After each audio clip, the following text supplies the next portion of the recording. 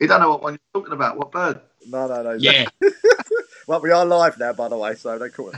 But listen, welcome tonight to the D&K Straight Talking Reposs Non-League show. And of course, me and Keith would normally say, well, I just normally first start off with saying, well, look, we're here for the next 2 hours. We're not this tonight. We're only going to be a short one. I'm only here for the first hour because of course, there's an England game on tonight, and everybody will be turning us off and wanting to watch the England game. So we thought, well, we'll let you have the best chance of both worlds and watch us, and then go on to see the England game. But we're really pleased, me and Keith, because of course, if you can see either to Keith's left or to the far right, whichever you're seeing on the screen, we've got Craig with us from the mighty Molesley. So welcome, Craig. How are you? Yeah, good. Thank you, mate. You?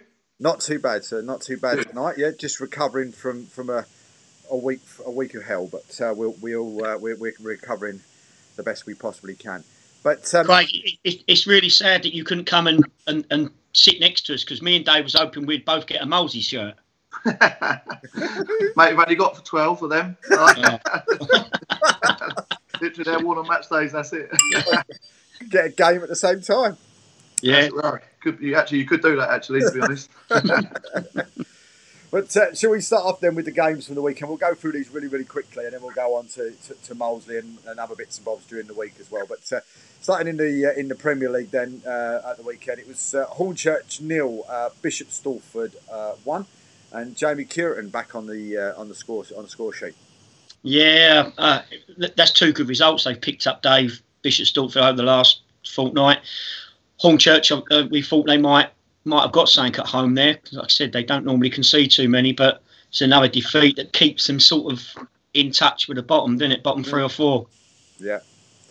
And in my life in football, I've actually got Jim. Jim's he was gonna do it yesterday, but he had to go for a little minor tooth operation, so he couldn't speak. So he's going to do it in the next week or so. So that'll be good to hear from Jim in the coming weeks as well.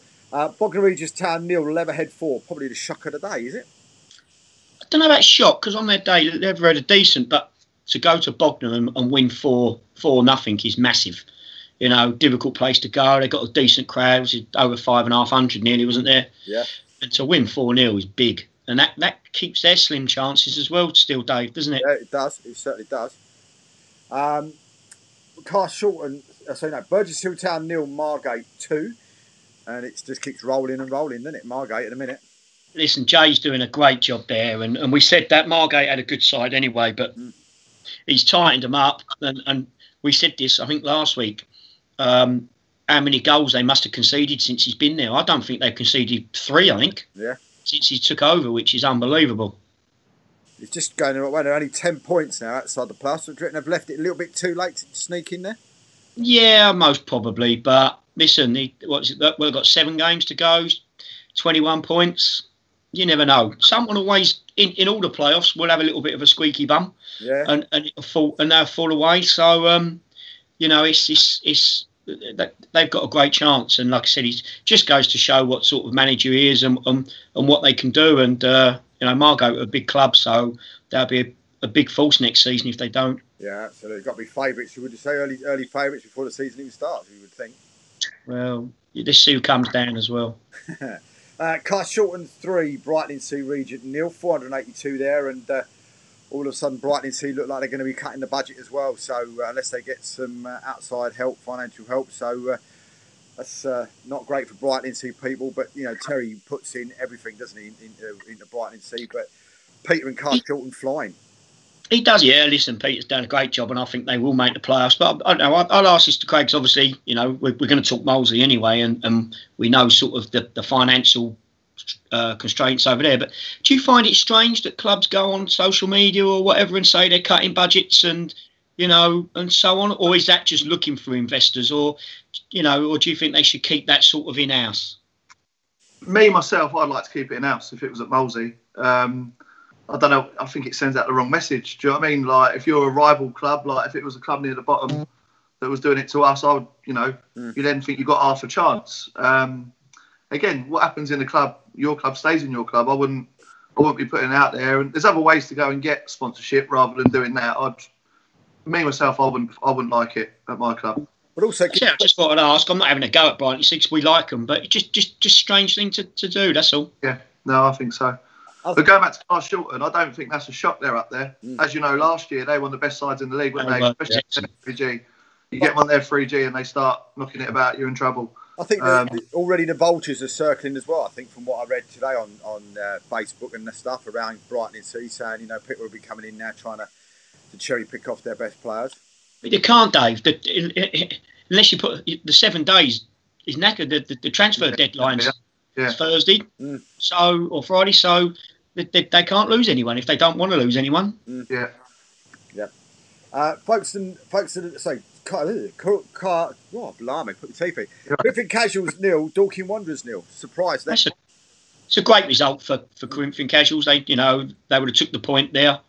Dorking, are they doing a bit of a cray? Maybe got their feet already sort of under the table where the championship's concerned and just drawn a few games, taking their foot off the pedal. But decent crowd over there as well. But I think that could be a huge point going towards the end of the season for Corinthian. I actually fancied Corinthians to get something before the game. I'm good friends with James McShane through Molesey, who's at Dorking Wanderers. And he said in all the years that he's been at Dorking, the team they've struggled with the most is Corinthians. He said they should have beat them in the playoff final a couple of years back. They didn't beat them the season they went up during the campaign. So I fancied that for them to get a draw. And like you say, that could be a massive point helping them stay up as well. Looking on the next one, Folkestone Victor 0, Worthing 1. Great 3 points for Worthing away at Folkestone. That'll maybe dent their playoffs. What they wanted a little bit more, Dave, as well. But we said what a strong side Worthing have got, and they've just over the sort of last few months sort of been up and down a little bit. I thought they would win it. I said that to you, and then Dorking have gone on, and that Worthing slipped back. But that's a big 3 points there. Yeah, massive. Yep. 578 there. Haringey Borough 3, Enfield Town 1. And I suppose I know it sounds a bit of a silly thing to say, but I know Haringey higher up than Enfield, but I must admit I was expecting Enfield to win that. I wasn't at Haringey. If it had been the other way round, because Haringey's had a little sticky patch, and Enfield's done well, but there's a massive crowd there as well to see that. But they needed that Haringey just to sort of steady the ship, puts them now in a little wobble, wouldn't they? Yeah. Puts him in a great position now. Back into second place. Lewis 3, Kingstonian 0. Just a change of manager hasn't worked. The bounce hasn't started off first game, has it? Yeah, but what we're led to believe, Dave, about the problems sort of in the club, not maybe the playing side, it's not gonna, is it? Again, another massive crowd of over 800 at Lewis. A nice solid win, because again they've had a couple of up and down results. They would have fancied that as well, and obviously Kingstonian just need to sort of try and drop anchor and pick up points, similar to what Corinthian done, because they need points now. We trained at Goals on Thursday because our pitch was being hired out, and they were on the next court to us, Kingstonian. They only had 11 training. Like, I think a lot of players have sort of, I don't know if they're sulking or what, but they weren't there. They had 11 training, and it's not good for a club that size, really. Not at all. Wow. No. Interesting. I mean, Lewis, though, to keep getting these crowds, banging in these people coming through the doors at Lewis, they must be doing something that other clubs are not, or... Well, they do and don't, Dave. But if you've gone down to Lewis, there's nothing else about apart from Brighton. And obviously, it's international week, so Brighton's not playing, and they will go and watch them. Worthing away, there's not many sides about there, and they do love their football down there.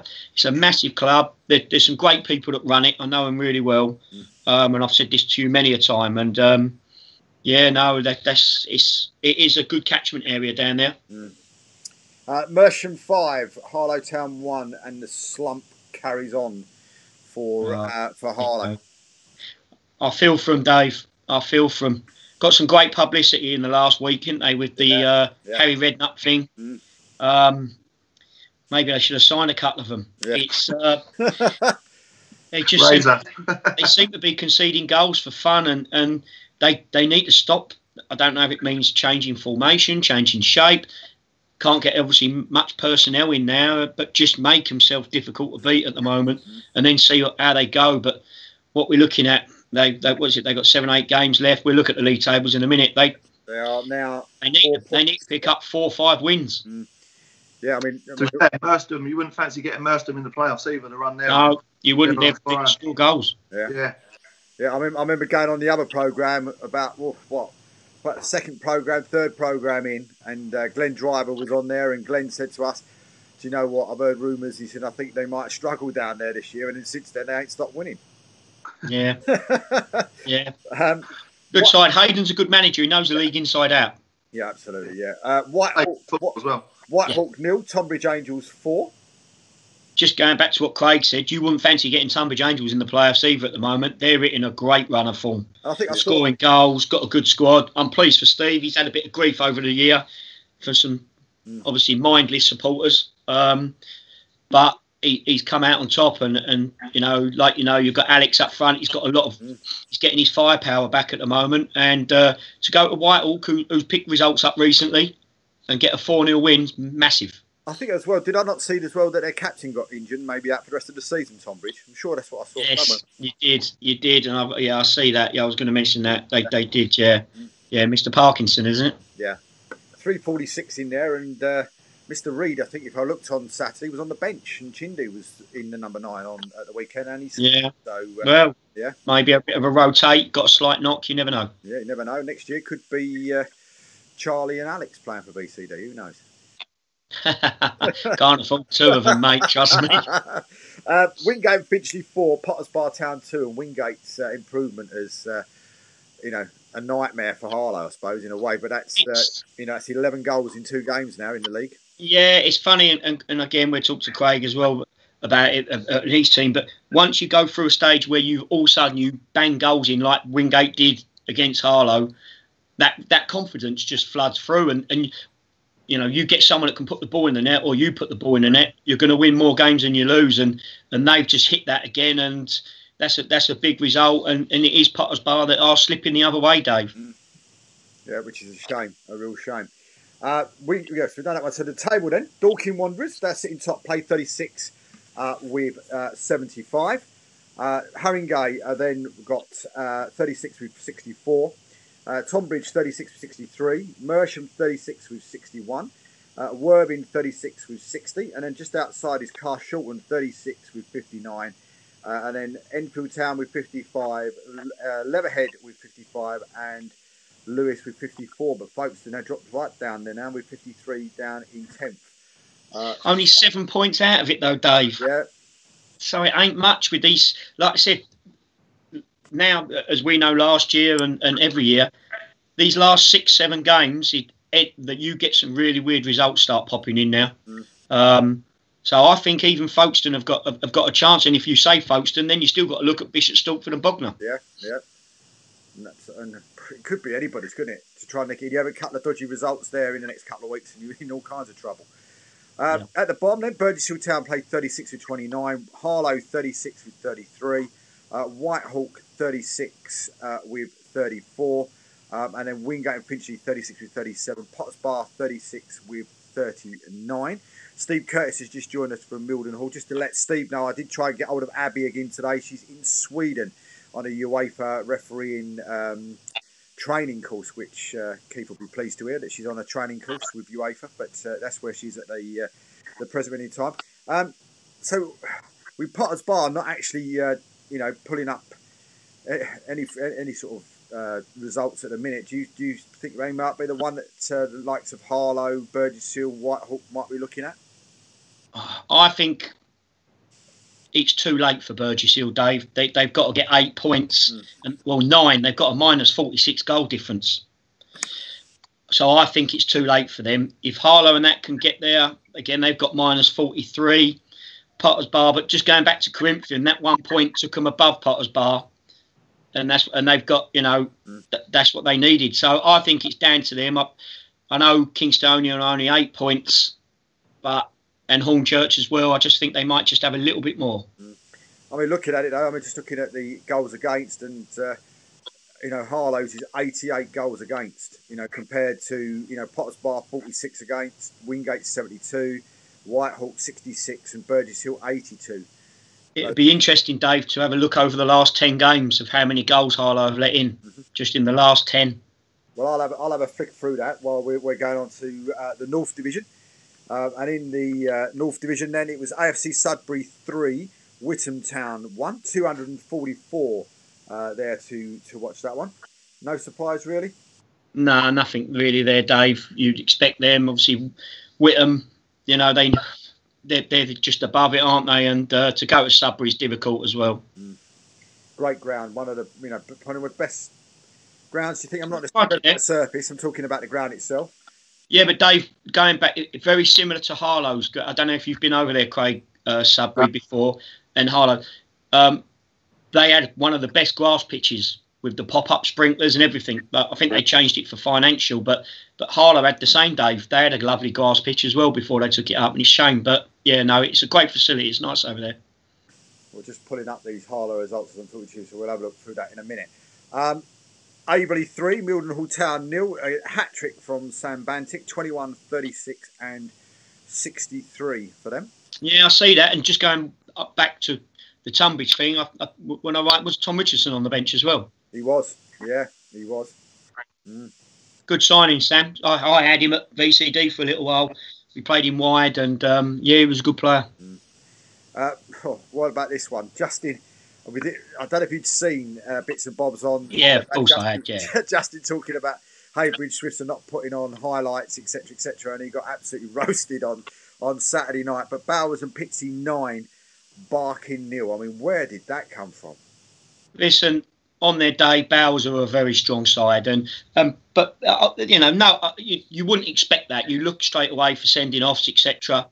Barking's had some great results recently. It was funny, a couple of our lads spoke to Rashid Kamara in our changing room because obviously, you know, he's an ex-player, he's a mate, and I don't know if anyone knows Rash. He's about 4'4", and they were asking, was he in goal? And did they keep kicking it above the crossbar and just winding him up? But it's one of them. If you're Justin, you just have to put behind you and move on. But what a result for Bowers! You know, they've got the firepower, Dave. Yeah. You know, they really have, and they're a good side. And it's one of them. Once heads start going down, that happens. But Justin's not a person. He's not going to hide about it as much as their people like to see other people foul and knock people. And, you know, as Craig would tell you, there are a few two-faced people around and in football. And, you know, he speaks his mind, and I've got a lot of time for him for that. I won't agree with everything Justin says or does, but at least you know where you stand with him, and he's a manager, and we've all been there or thereabouts. You know, don't get me wrong, I don't think I've ever had a drubbing of that amount, but it happens. It happens. Well, Dane Edwards has just turned around and said, "What the chap in the middle?" So must be a new watcher. Who does he manage? He manages VCD in the Bostik South East, and of course Craig on the far right. He's manager of Molesley in the Bostik South Central. The answer to the question: in the last 10 games, 33 goals Harlow conceded in the last 10 games. Average of 3.3. That's a 5, a 7, and a 9 in those 10 games as well. Coggeshall Town 3, Basildon United 0. Left it to the 62nd minute until they broke the deadlock, and then got 2 more. Yeah, again, Dave. You know, they're a strong side. They've made some signings as well. Like I told you, that you know, my lad, and he scored, Mackay. He obviously played his first game for them, and he scored. And they've got a lot of firepower. Him, Ross Wall. You won't fancy meeting them in the playoffs. You won't fancy meeting them in the playoffs. Well, it is the team that I think if we probably started somewhere in the region of about sort of February time, January time, they might be in the playoffs. Dereham Town 3, Bury Town 2, absolutely flying. Yeah, great. Again, they've picked up from somewhere. It's funny, you just don't know sometimes. You know, he hasn't changed too much where he's happened. You just get a win, confidence. Your team looks completely different. And their next game, Bowers and Pitsy. So it'll be interesting to see. Phoenix Stonewarton 3, Brentwood Town 0, and Brentwood play Averley in a revised fixture tomorrow night. Well, Brentwood beat Coggeshall in the week, didn't they? Which was a great result. So they're a funny side. Obviously, my ex-goalkeeper's in goal. Rob Bowe's a lovely fella. And they're typical Brentwood. They win one, lose one, beat top sides, lose a few. But to go up to Felixstowe is not a surprise. But again, Dave, what a great crowd they've had there, 416. Mm. It's just one of those things as well, isn't it? Felixstowe, I said to you, other than sort of maybe a Malden and a Bowers, they were probably one of the best sides I've seen down at Aveley this year. I thought they were outstanding when they came down and played Aveley.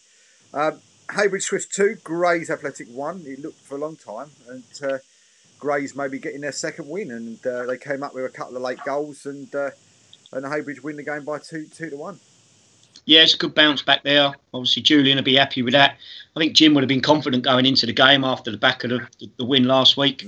But that would have been two decent managers there in the dugouts.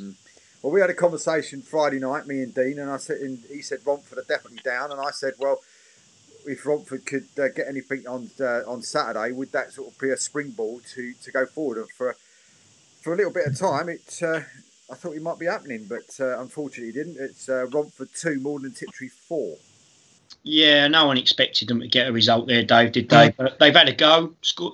And as we spoke to Paul last week, they scored a couple of goals, so they have got half a chance. So, yeah, I think your missus has just come on, Dave. Yeah.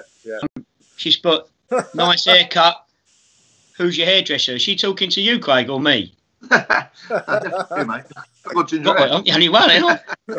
She knows it was my little girl just before we came on air, so there we go. But where was we? Suntown Rangers 1, Canby Island 0. Sandmore ready again. It's a great result for Soham. Again, I'm a bit bemused at Canvey. It'd be interesting to get someone on from there. What's gone on this season?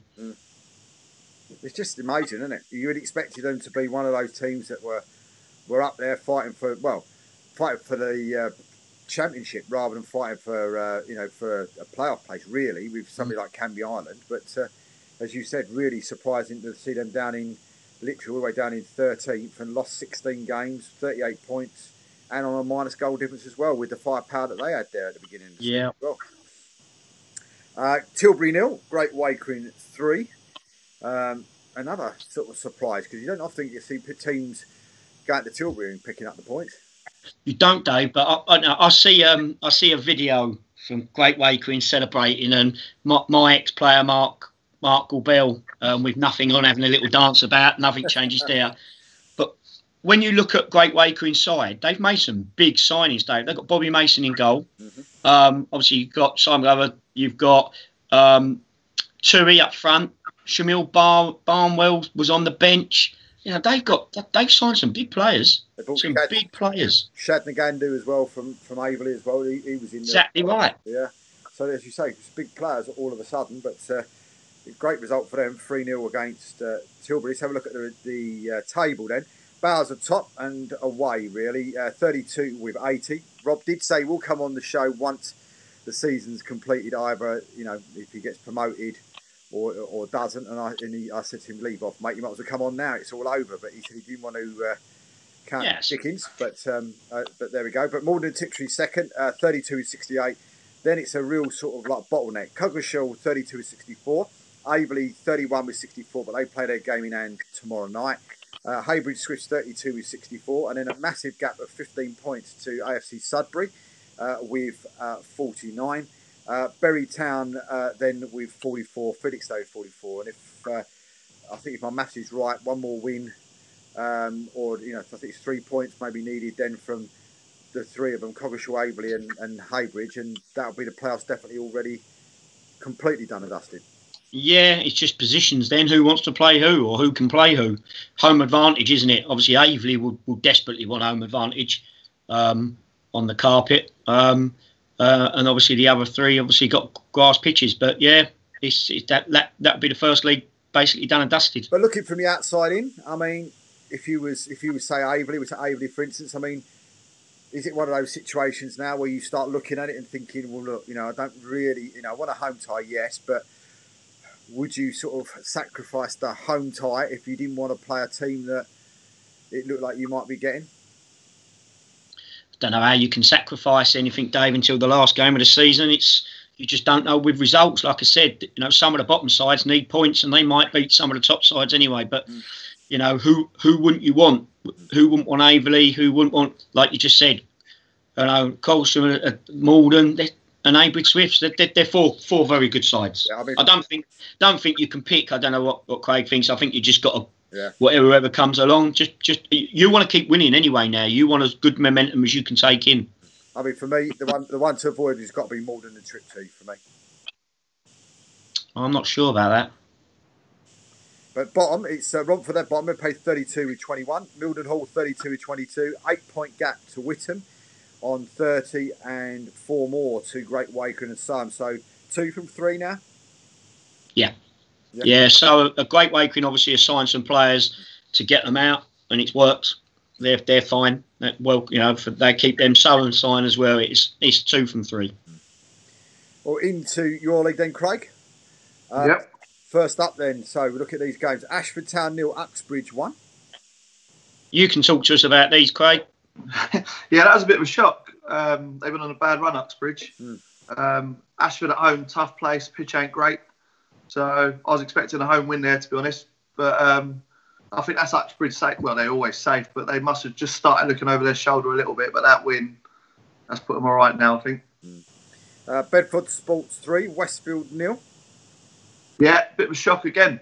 But 3G, like Keith said, massive advantage playing on the 3G if you don't play on it week in, week out. I went to watch Westfield last week when our game was off, and I thought they were good side. So, again, a shock. 3-0 as well, not even a close game. Like, if it's a 1-0, you might maybe think get away with it, but 3-0, yeah, a bit of a shock. Well, one that must have pleased you, Shalford St Peter 1, Northwood 2. Yeah, just keeps them looking over their shoulder again. There's like 4 or 5 teams, I think, that are still in it. They're one of them. So, yeah, that pleased us. Northwood are on fire, though. I think they've left it too late, but, yeah, they're doing well. And a good season, a good second half of the season. 6 points from the playoffs, Northwood, as we sit. Chipstead 1, Ware 3. Yeah, that no real shock there. I thought Ware would beat them. I think Chipstead are having, for their sort of standard, a disappointing season. I think they signed a lot over the summer. Would have fancied themselves to be up there. They weren't bad last year. Keith will tell you they were right last year. Nice little place to play. Pitch ain't bad and that. But Ware are on a good run. So no real shock there. It was what I expected, really. One that would have disappointed you, Egham 0, South Park 3. Yeah, disappointed. We sort of was hoping for a draw there, really. But I must admit, I thought South Park would beat them. I think Egham have given up the ghost. I think South Park, they're still playing for something. And I thought they would win. Another change of manager at Egham as well, with Dixon Gill going. I know Dixon over the years. I was a little bit surprised he got the job, if I'm honest with you, but he knew someone there. But yeah, I just don't see why change now when you're 6 games to go. It seems strange. It does seem strange. We played probably 3-4 weeks ago, and they just had nothing. The players weren't playing for him. There was just nothing there. There was arguments on the pitch, arguments off the pitch. They're in free fall at the minute. You sort of fear for them a little bit. Even next year, someone's got to go in there and get hold of that club and do it properly. Otherwise, you've seen it before with Godalming and teams like that have gone down again. So hopefully someone comes in and sorts that out. But again, 6 games to go. Why do it then? I think they've all sort of accepted they're down. So just stick with it to the end of the season. But there you go. FC Romania 1, Waltham Abbey 2. Yeah, again, Romania are a funny side. You catch them on a wrong day, they play good football. Play out from the back on Cheshunt's pitch as well, which is decent. They play good football. But Waltham Abbey, they're a hard side. We got Saturday. They're a funny side. Again, catch them on their day, they give you a good hiding. Don't catch them on your day, you got half a chance. But no real shot. Again, I would expect Waltham Abbey to beat them. And of course, your game, Hanwell Town 3, Molesley 1. I mean, at 1-1, I was jumping up and down. It just got back from the vets, and I was jumping up and down. So was I. No, to be honest, it's one of the best. Well, not one of the best we played. It's one of our better performances in the last 4 or 5 weeks. We played better on Saturday than we did against Hertford and Egham, but beat Hertford and Egham. We were 1-0 down. And in my head, I was sort of thinking, like, a draw. I'd have the ump with a draw. We got it back to 1-1. There was only going to be one winner. We was all over them. We hit the post, we hit the crossbar. Fortunately, the goalie had a bit of a howler. They made it 2-1. And because of the league position we're in, you can just see the confidence just drain out of people. Heads drops. We were pushing to get an equaliser and they nicked the third. But A disappointing result because they're an average side, average side. So disappointed with that one. We thought we could get something there. Hazen Yedding 1, Bracknell Town 0. And it was only a penalty that got on the win. A dodgy penalty as well. I don't know if you've seen it on the video. It was a bit of a dive, but again, I think they'll do well next year. Hazen Yedding. I think they go up with the side they got, the budget they got, facilities they got. They're equipped to go up and up again. They'll do well next year.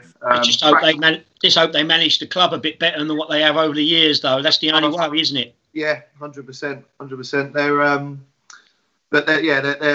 They're head and shoulders above anything in our league. They're even Bracknell are very good sides, but you still fancy it at Hazen Yedding win there.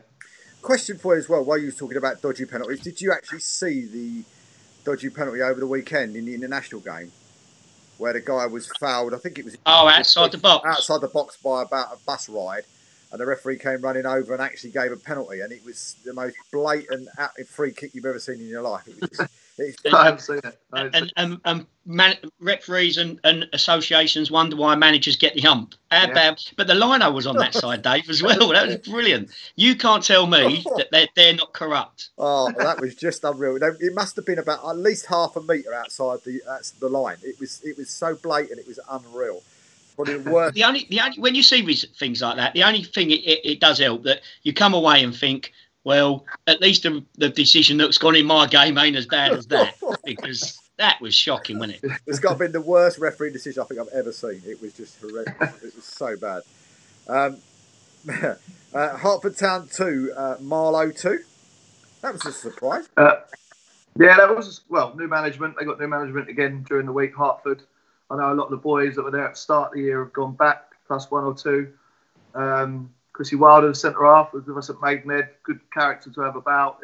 That's what they need. When we played them, they had no real leaders in their team. It was just they wanted to have a fight with you, but like the wrong way. They had no real quality. Where Chrissy, he'll want to have a fight with people, but he also can play as well. Like a good character to have about.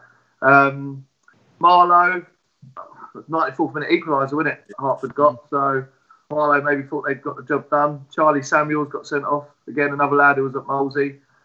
Very good player, but he's got to get that side of it out of his game. I've seen the video. He's got a second yellow for running across the pitch and getting involved with something nothing to do with him. And you could probably say that's cost him a point. He's got sent off and they've nicked a draw at the end. But again, another result that weren't great for us. But I think Marlow is cemented in the playoffs now anyway, I think. So. The surprise out of all of that was Marlow conceded 2 goals.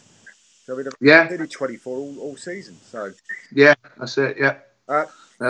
No messing about, Marlow. Ball comes near their box, it gets banged down the pitch. There's no messing about. Tooting and Mitcham 1, Cheshunt 2. Great result for Craig. Yeah, hell of a result for them. Tooting are a good side. We played them last Tuesday, especially at home. They've got a nice pitch and that. They will try and play a right way. Craig's side, as you say, they're a bit different. They won't play as much football as Tooting. They'll go a bit more direct. I'm sure Craig won't mind me saying that, but hell of a result. That's a tough place to go to in. So I actually thought Tooting would win that, but so it's a great result for Cheshunt. Well, looking at that, your division end, Hazen Yedding away with the Fairies, played 32 with 79, Bracknell 31 with 62, Marlow 31 with 62, Cheshunt 32 with 62, Westfield 32 with 57, Ware 32 with 54, Waltham Abbey 32 with 52, and then Tooting and Northwood on 51. The bottom is Egham have played 31 with 11. Then yourselves played 30 with 21. South Park 32 with 25. Hertford Town 32 with 25. So is it, would you say Egham down and then 1 from 3? Yeah, definitely. Definitely. Yeah, Egham are gone. They're finished. They're done. It's just, at the next 3 really, who can put a little run together. As I said to you earlier, like it's in our hands. We got the 2 games in hand. It's all good having them. You got to get something out of them. Like everyone keeps telling us about the 2 games, but you got to get points out of them, otherwise they're irrelevant. So definitely one out of the next 3. Let's go to the South East Division then. Craig Wanderers 2, Haywards Heath 2, 318 there. Great result. Yeah. Like I just said, we've got Haywards Heath Saturday, David, which is a massive game. I thought Cray would have won that. I went and watched Haywards Heath about 3 weeks ago, and Tony was down there as well. And I thought that they would have dealt with them, but Obviously not. It's a great result for Haywards Heath away to Cray. As I said to you about the Dorking thing, I'm not saying that they took the foot off the gas, but have they? I'm not too sure. But I wanted Cray to win as well, but it's still there's 2 point drops for Haywards Heath, which is a bonus for us. But would have been a good game. Guernsey 2, Faversham 2, 602 to see that. 78th minute equaliser for Faversham. Yeah, they was in front as well, and I thought, Guernsey, they're dropping, Dave. If Greenwich Borough can, and they've signed some big players again last week, and I know they lost. We're coming on to them, but if they can get a couple of results, I think Guernsey might go. Yeah. Which I said before, what's happened at Faversham? Is it since Ray's left that everyone's just left, or? No, they had big issues before Ray left. Talking to the club, we went down there last week, and by all accounts, and obviously I know them well, I hope they won't mind me talking out of turn, but they said they had a lot of bad apples in the side. Right. And they've moved some on, and I know some have gone to Canterbury, who's in the Fars, and some have moved on elsewhere. And they had to rebuild a bit. But when you do lose someone of Ray's calibre, and obviously Clive Walker as well, who's massive, he is there. Yeah. It's big, but we played them last week. They've just signed Carl Rook back. Who's been about and who will help them out. And Dave Cook was back in defence last week. He's been playing up front. They've got some decent wide players. It's I don't know why they've dropped a bit. That they've got new facilities like changing rooms put in the last year or so. So I don't know if they focused financially a bit more there, but. It is a bit of a surprise. They're fine. They've picked up enough wings with the new management. They've actually injected a bit more life into them, if I'm honest. But listen, to go to Guernsey is not easy anyway. Even though where they are, it's a long day. It's a tough day. They're the ones I think, and that they could go, Dave. And then what will happen? Yeah, absolutely. Looking at what did you think of your? Sorry, Dave. What did you think of the journey to Guernsey? Is it something you liked, or? Mate, we played them 3 times, and believe it or not, 2 of them were midweek. Oh. And I just thought it was a joke. Like 2 days off work, you're going on a Wednesday lunchtime, getting back Thursday lunchtime. That was no good. And the other time, we had to be at the airport. I think at 8 in the morning. I think it was to get out there. So we was at the club at 6 o'clock. It's just it's too much. I think. Yeah. It's a good experience, and that the first time you do it, the airport, the plane, the ground, a nice crowd, and that. Once you've done it once, for me, it ain't fair. I don't think. I think it's too much to ask of teams, especially midweek games. Yeah, and I know a lot of people might be listening, going, "Well, they've got to do it every other week," but it is a little bit different when you get to their airport, isn't it? You just walk in and out, and and I think they get put up. But like I said, they're lovely people. I'm not hoping that I really do like them all over there. But I think there'd be a lot of managers that would look exactly thinking the same as you are. Yeah, 100%. Horsham 0, Ashford United 0, 231. That was the big game in your league at the weekend. So. Yeah, and again, it's points that I was speaking to Tommy Warrilow in the week, and he'd be happy with that. He was a bit worried about the numbers he had going down to Horsham with a few injuries and that. So he'll take that 0-0, clean sheet. Obviously, they've got a great goalkeeper anyway. But they've lost a couple of players. I think have gone back from loan and so on. I think someone's gone back to Folkestone. He was looking to recruit a little bit in the week. I know he had. I see a couple of players he's signed, but that's a. I think overall they'll both be happy with that. More Horsham, I think. Ramsgate 0, Phoenix Sports 0. Yeah, I was with the lads yesterday. I know they're watching. When you spoke to me, Dave, I was down there. It was the chairman's twins' birthdays yesterday. They were both 18, so I went down there. They said it was just a dire game. It was 0-0. It was no quality. It was pretty poor from both sides, and not the best. It's a tough place to go, though, Ramsgate, isn't it? The wind's always blowing across the pitch. Changing rooms horrible. It's colder in the changing rooms than it is outside. It's a bad place to go there. 7 Oaks 2, Greenwich Borough 1, 322.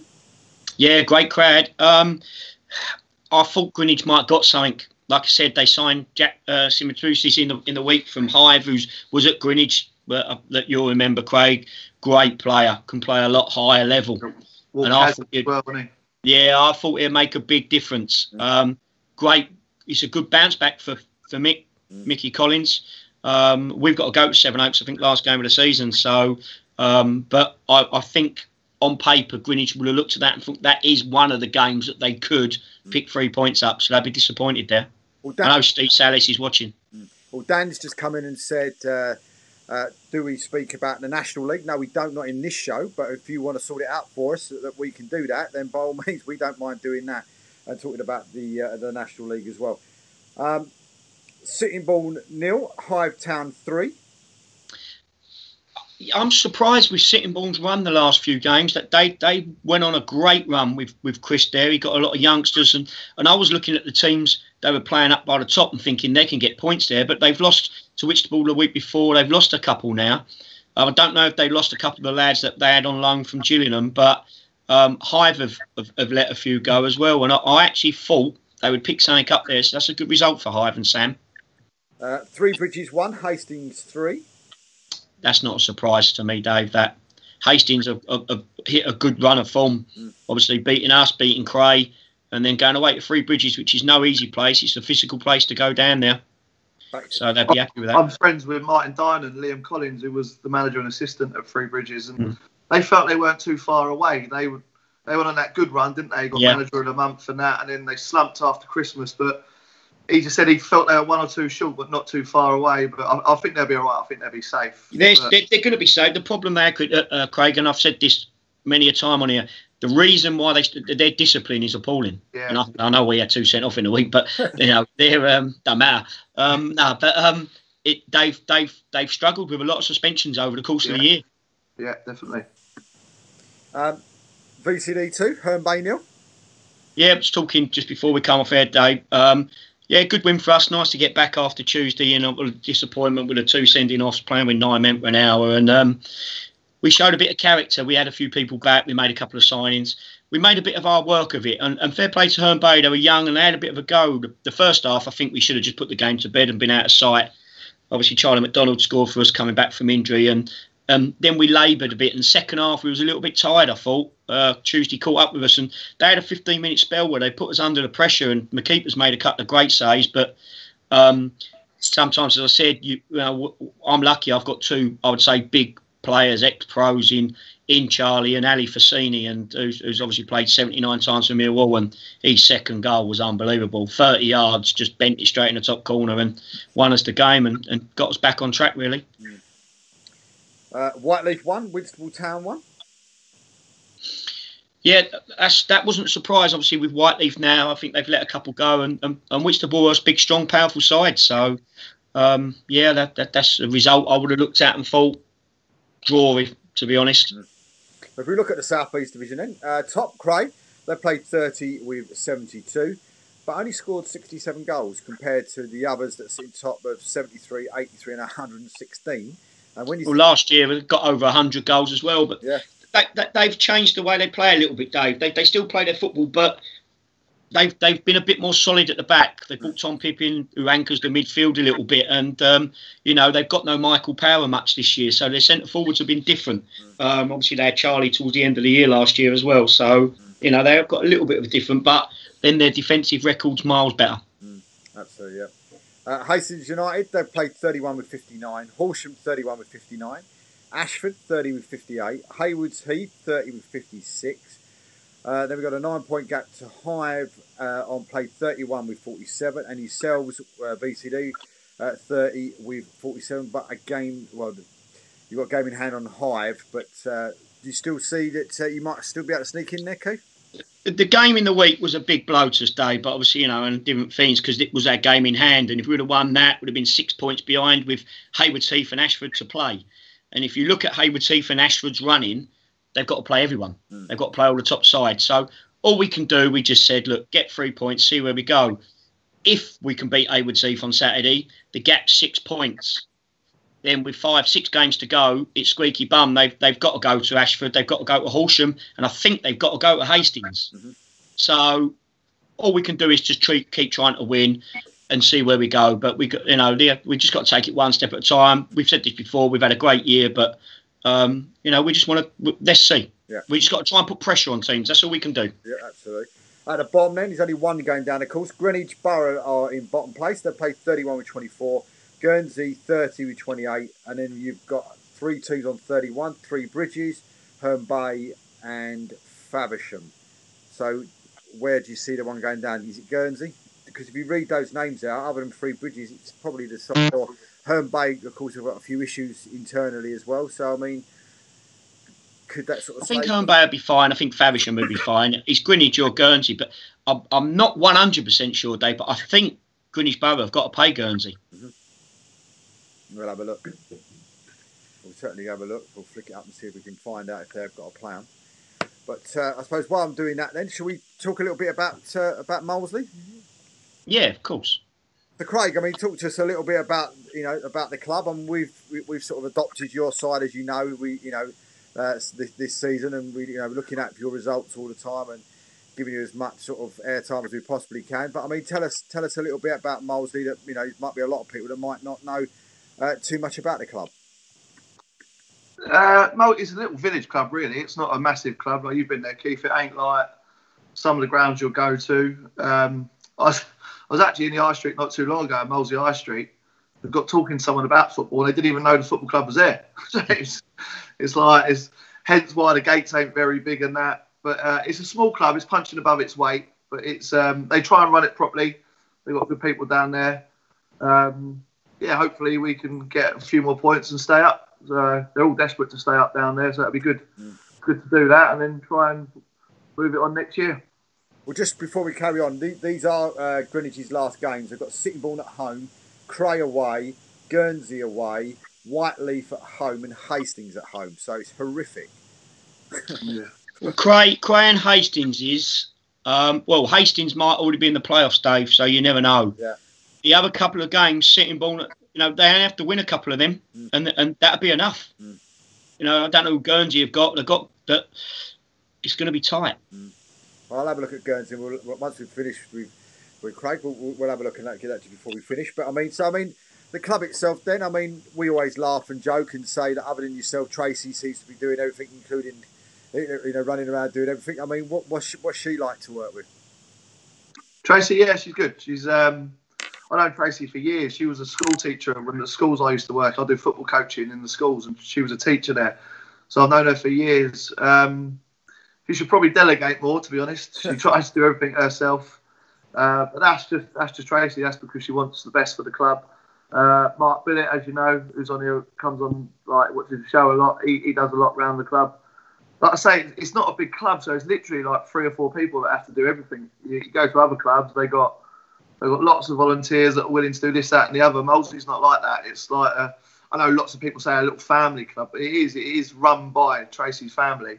But yeah, it's a small, tight knit little club. But no, she's good to work for. She don't put no pressure on you, and that. It's just she understands that the budget ain't the greatest, the crowds we get ain't the greatest, so she knows we're punching. But no, she's all right. Craig, how does Molesley survive? It's the drinking club during the week. The bar's open during the week. Mm-hmm. So you got like darts in there, you've got a darts team in there, pool team in there. You go in there, I could go in there at say 1 o'clock tomorrow lunchtime and there'll be 5-6 people having a beer in there. So the bar basically keeps it alive. They hire the pitch out, hence why it ain't the greatest, because they've got to hire it out to get the money in. We've got to train again at a goals or a leisure centre around the corner on Thursday because they've hired the pitch out again. Which ain't great when you want to work on shape or something. Because on a 5-a-side court, there's not too much you can do. But as Tracy says, it has to be done just to keep the club afloat. So, yeah. But I knew that when we took over, it ain't no great. It's not a shock. Do you know what I mean? That's how the club is. That's how it works, and we have to get on with it. So when you did sort of get the job and take over, what, without being sounding bad, what made you do it? Well, I left there. I weren't happy with what was going on down there. It was a shambles, if I'm being honest. On the pitch, not off the pitch, on the pitch. And it was a shame. I'd been there 5 years. Obviously, we had success at the club, and that the previous 2 had been a bit of a struggle, but the first 3 years always had success. I didn't like what was going on, so I left. Went with Hersham. When she rang me up and said about it, I just thought, why not? It can't get worse than it was. So it was paining me. Like, I'd come in after our games, you check the result, and they'd lost 6-0 or 8-1 or they're getting thumped every week. And then one of them, they had an attendance of 13. And it's, my little boy, he plays under 6, gets more than 13 at his games. So I just thought, do you know what? I'll give it a go. I can't do no worse than what was going on down there. And I suppose, you know, it's your first step into management, whether it works out for me, hopefully it does. But yeah, I like the club, so I thought I'd give it a go. Just moving forward, what is there any future plans at the club that are put in place to try and sort of help it progress? Because when I went down there, obviously it was my first trip there last year, and I was a little bit surprised when I got there. Obviously it's in a housing sort of state, and well, there's houses all around it, and but you walk in, little bar, the changing rooms, you nearly knock your head off when you go through the door. But like when you come out and you look to the right, there's this gigantic stand with unbelievable, it looks like rooms and all that inside it that doesn't seem to be used. Oh, well, it didn't look that way. Is there plans to sort of... Yeah, well, another source of income that they have under the stand, like you say, it's a big stand. Underneath it is it used to be a bar, but they've cleared all that out now. There's a nursery under there, which obviously pay money for the club and blah blah blah. They have got some more land to the left that they're looking to sell and put more houses on, just to keep their heads above water, really. Yes, if they get the housing planning, which they hope they get, the club will be all right. If they don't, it would just struggle on as it is now. It's it's always tight down there. Put it that way. How did the family get to sort of own the club? Is it always been in the family for years, or were they just lifelong supporters and someone went, "Here, I'll deal with that"? I think Tracy's dad and her uncle was something to do with it years ago. I think they've just carried it on. Like I said, they've got a little committee down there that Tracy got voted in as chair lady, and rest is history. Her girls work behind the bar, her daughters, her uncle works behind the bar, her ex-husband is the groundsman. It's like I say. Is that why the pitch is so bad? Every time they have an argument, he won't cut it. Yeah, he digs it up. That'd improve it. But it is a good club. It is a good club, and for the people behind the scenes, I hope we do stay up. Yeah, no, like you said, we went down there. They were lovely to us, and behind the bar, you can just see. I don't know, Dave, if you've been down there, but you can see a smaller club and whatever it is down there that they're a family that are doing everything to keep football going for the town, and you can't help but sort of take bond to it. You're like, you know what? There's a lot of what's the best way? The only way I can say it. There's a lot of arseholes in football, okay, but they're not. And you're like, you need more people like this around in football. That will continue a club. It's not all about, not just success, because every club wants it, and they have had it. And you're right, if you go in the bar, there's plenty of pictures of Craig and all that round there, and vice versa. But you just get this bond that you want them to do well. Yeah. To be fair, they do try that. There's lots of schools around the area which they've gone round and handed out free tickets for the kids, half price for the adults.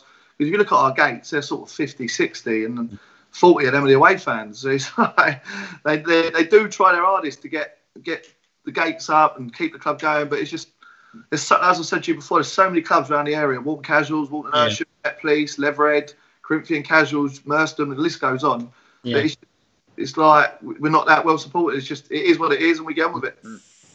So to sort of take the club forward, what have you got to deal with, Craig? At your disposal, is it 21's youth? What have you got? What they've done, because we were struggling again financially a couple of years ago. They had a youth team of reserves and a first team. They scrapped the youth team and reserves. It was just because of the finance of it. They've started an under-23 league, but they're in believe it or not, the Ryman put them in the Kent League, so they're playing Ramsgate away, Sittingbourne away in the under-23s, and again, it's just not viable. So they're trying to get a more local league. Mark Billitt's just set up. They're looking to set up a youth team again, just to get the next lot of players through, because we haven't got the money to go out and offer player X, Y, Z like some clubs can. Like you got Walton Casuals, Met Police, literally half a mile away each club, who can offer treble what we're offering. So they're always going to go there. So we've got to try and get a good youth set up, which is what we're trying to work on now, and bring our own little crop through, which is going to take a good few years. Is like they scrapped it a couple of years ago and they're looking to get it started again. But that's going to take time. But that's the plan. Like I say, the housing money will hopefully keep the club afloat the next 2 years, 3 years, and by then this set of youngsters hopefully will start coming through. And just say if the worst scenario does happen and you did go down, don't worry, we'd go and put another couple of clubs out of business, me and Dave, so you get a reprieve anyway. But you know, would that be really bad for the club? I don't just mean football wise. I mean like as a, you know, if you drop down, can they bounce back? I think they could bounce back. I'm not saying they'd bounce back straight away because it's tough once you go down in them leagues. One goes up, there's no playoffs. It is tough.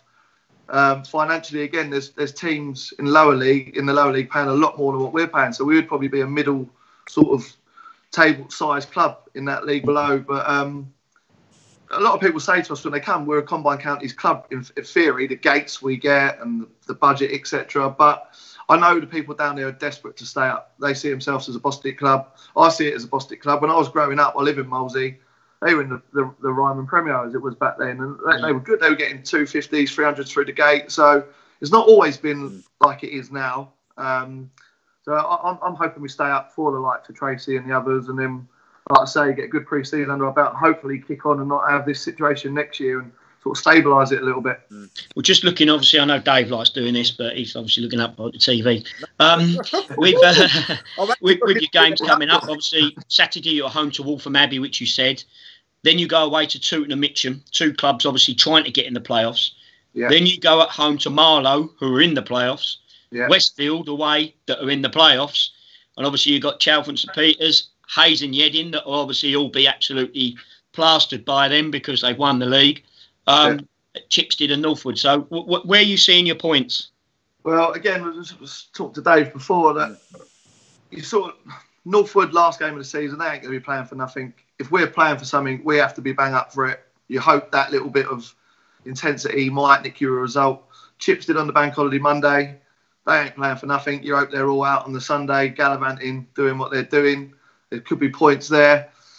I said to you, Dave, Hayes and Yedding, I still fancy us to get something there. Just the league will be wrapped up by then.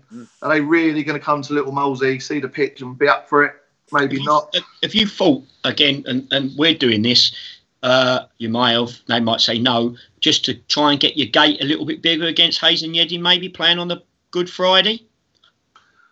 It's something we haven't thought about. We done it last year. We actually played on the Friday against Carshalton. And the crowd was better. So, yeah, it's something that could... Yeah, it's a good idea, actually. Now, Ashford have asked us, but they might even get the trophy then. It might be the game before, but, you know, they if not, they get, you know, you get an extra, what I'm trying to say is, and it helps us, you get an extra few days, one day rest to play Chipstead. Yeah, no, which could be a massive game.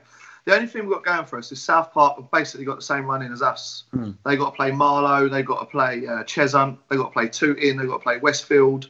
Yeah. They're near enough the same as us, but we got, obviously, Chalfont and Marlow as our games in hand. Chalfont is one we've definitely got to target. Tooting a very good side. We lost 3-2 to them the other day. And like I said, you scored 2 goals at home, you shouldn't be losing. But we can go there with a little bit of confidence that we finished that game quite strong against them. So it's not a foregone conclusion. We'll go there and try and nick a result. But it's going to be tough. But hopefully we've got enough to do it. Well, I was looking over here at the actual games and the teams, and etc. I mean, do you think it is for you? You know, you're looking at South Park rather than Hertford. Well, they're on the same points, aren't they? They're on the same points. It's just, I don't know. We've always said South Park. They've always been the team that's been cut away. Hertford have been dragged into it a bit now. So South Park and Hertford, in theory. Personally, I would like to see us and South Park stay up. I thought Hertford. I know the manager's gone, but he weren't the nicest of people. I was sort of hoping us and South Park do a job. But the only thing with Hertford, they got a bit more of a favourable running than everyone else. They've got a few teams. They've got Egham to play. They've got someone else that's a winnable game, Romania, I think. So, I see it between... It's us three, but probably you're looking at us and South Park. But as I said to you earlier, we've got 2 games in hand. We win our 2 games in hand. It's in our hands, basically. Well, even one of them put squeaky bum time behind them, didn't it? So, well, we've got a better goal difference. Do you know what I mean? So all of a sudden, we get a point Saturday and they lose. You win the Chalfont game, you're above them, for example. It's just it's ifs, buts, maybes. But we're confident. No one's looking at it like we're down yet. Until it's mathematically impossible, we'll give it a good shot. Well, I hope South Park go down.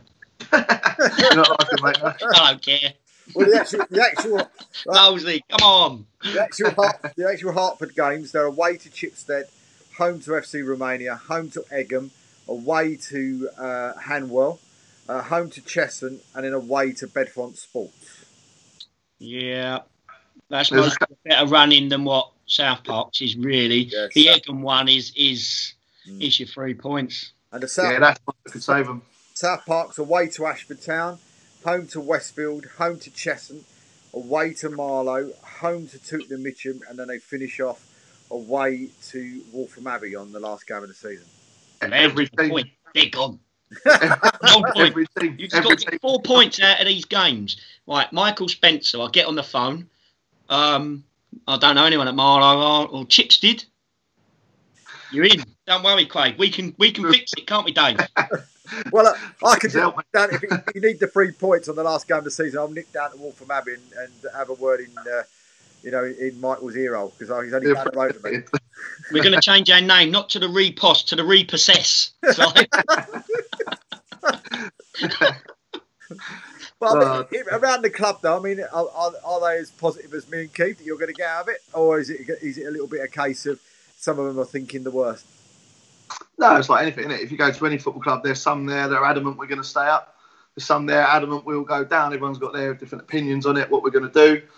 Management-wise, player-wise, committee-wise, we're all confident we can do it. Like I say, it's in our hands. We're confident we can get the points. We just read the runnings out. South Park's is tough. Ours is tough, but there's a couple in there that we're targeting. No, the general consensus is positive down there. Of course, you're going to get the odd person who's you get every idiot at a football club. Do you know what I mean? Like the village idiot, as they call them. But it's that's what it is. That's football. It's a game of opinions. And if someone thinks we're going to go down, that's up to them. Good luck to them. Well, hopefully we can prove them wrong. Dave, listen. Tuesday, the 16th of April, home to Chalfont St Peters. You've got to get down there, mate. I'll have a beer waiting, Dave. Get down there. Listen, if well, we still could be in a. If not, I'm going. We'll go. Both bring your boots. You might get a game. Yeah. So Tuesday the 16th. Yeah, home to Chalfont St Peter. That's what it says. That's it. That's one of the games in hand. That could be the big one. Yeah. That'd be a game and a half, wouldn't it? And England. Right, Dean Sawyer's England's just gone 1-0 down. Yeah. Oh. Yeah. I haven't seen the goal, but I just saw it just ping up as well. But are you expecting a good win there though on that day? On the 16th? What, Chalfont? Yeah. Okay. Mate, we played them away. We absolutely murdered them. We drew 1-1. Actually, their goal was my mistake. I'll give the ball away, and mateys crossed it and they scored. But we drew them their place. And, yeah, we murdered them again. One of them 2 points dropped. So I know they've lost a few. The manager's resigning at the end of the year, and he's packing it in. Again, if they're playing for nothing, are they really going to be bothered coming to Molesey on a Tuesday night, 2 weeks before the end of the season? There might be a few players missing. You never know. But that's the thing. These teams now, some of them are not playing for nothing. Like Keith said earlier, the results, it's a silly season now. The results are strange. But for us, we're 100%. We've got to be 100% every game. So we're going to be fully focused and hope that others are not. Well, one thing I would say is maybe, unless I'm mad, but the 16th, I'm taking that to Tuesday. Yeah. Yeah. Well, according to the football webpage, you're playing them at 3:00 in the afternoon on the Tuesday. Yeah, they don't know that Chalfont though, so that's why they're going to. That's it. We get the point. 3:00 on the Tuesday afternoon. Surely, they've got the kick-off time wrong enough with that one, but that'd be a great game. Yeah, no, I literally, it's the week I go back to work, so if I can swing it around, that I can get down there, then yeah, but I'll certainly be there. No, everyone will be pleased to see you, mate. Be welcomed in. Yeah, that'd be great fun. But I mean, listen, time's running away from us. I know everybody wants to rush off and watch football, and other people are going to be leaving us as well, people are watching the show to see it. But I mean, me and Keith, as you know, you've heard, we really hope all the best for you, for Tracy, for the club, and everything. Well, Dave, I tell you what we could do, right? Let's see what the fixtures, what happens, obviously with us. But we could do the show from there on that Tuesday. Yeah. We could do it maybe from 6 till 7 something, and then and do bits while the game's going on. We could do. Why not? Yeah, we could do a bit of live commentary like we did before at the Arlo game. Why not? Yeah. We could interview Tracy and all the people there. It's such a big game. Yeah. I'll take you 2 minutes. Yeah. We're going to Chalfont changing room before the game. Oh, yeah, that'll open your eyes to a few things. I'll tell you what as well, Keith. You could give me Charlie to the end of the season. That'd be a touch. Yeah, I could. Yeah, I could. But no, why not? We'll see. I'll get hold of Tracy as well, see if we can sort something out, and then maybe, instead of having it on the Monday night, we'll do it on the Tuesday night, and we'll come down to, as long as Keith ain't got a game and everything, then why not? Yeah, let's see if we can come down. Sounds good. Bring people down as well, and I'll bring my daughter down as well. So I'll get her taking some photos as well if she's around as well. So we'll come down. We can make it. Everyone who watches the show, come and support Molesley. Keep Molesley up. They can come on the show. Save the Moles. And cheer for Molesley. Yeah, absolutely. They can stand behind the goal, and every time Chalfont shoot, we jump in front of it. What's the Wi-Fi like down there? Yeah, all right. You'll be all right. We'll run it from there. Be good. Okay. No, there's loads of houses. We can just nick everyone else's Wi-Fi. You'd enjoy it. Get down there. It's not a bad shout. We should do it. No, we'll certainly look into that. And I'd say 99% will be there. Unless Keith's called scripts a game, put it on a Tuesday night. Then if he's up for it, then why not? That was our plan. No way. Well, listen, everybody, we massive thank you for everybody joining us tonight. And I know it's a shorter show tonight, and everybody wants to get on to see if England can actually pull it back as they're losing 1-0 at the present minute time. But we do wish Molesley all the best for the weekend, VCD, all the best. Thank you. And of course, everybody else that's fighting for playoffs and fighting for to avoid relegation, we wish you all the very, very best at the weekend, and hopefully you get what you need. Me, Dean, and maybe Paul will be back on Friday night with the preview show, and me and Keith will be back next week. Where we'll be, who knows? We could be at Averley, we could be at Chesham, we could be sitting in our front rooms again. Who knows where we could be this time next week? But we'll be back next week. But until then, hopefully everybody gets, as I said, the results you want. But until then, good night.